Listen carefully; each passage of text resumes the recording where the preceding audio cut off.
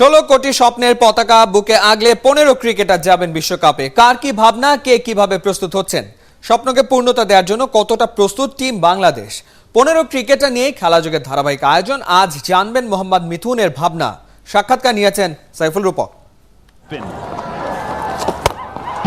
Flop মেরে বাদ পড়া আবার ফিরে এসে তারকা বনে যাওয়া, এমন অভিজ্ঞতা হয় বিশ্বের নানা ক্রিকেটারের।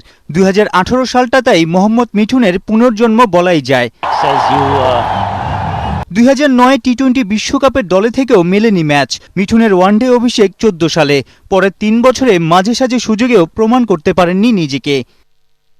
স্কিলার টেম্পারমেন্ট পাল্টে গেল বছর আঁকড়ে ধরেছেন ওয়ানডের মিডল অর্ডার পজিশন। শেষ 11 ম্যাচে 450।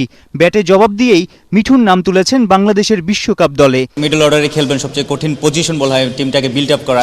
আপনার যদি রিসেন্ট পারফরমেন্স দেখা যায় যে ওভারসিজ কন্ডিশনে খুবই ভালো ব্যাটিং করেন, নিউজিল্যান্ডে 2টা 50, এশিয়া কাপে 2টা 50। এইটা কি আসলে ওয়ার্ল্ড কাপের মতো বড় মঞ্চে আপনাকে আরও মানে সাহস দেয় কিনা? হয়তো বা দিবে। মেইন রিকোয়ারমেন্ট হচ্ছে দলের মানে যে আমার উপরে যে এক্সপেকটেশন, সেই এক্সপেকটেশনটা পূরণ করা।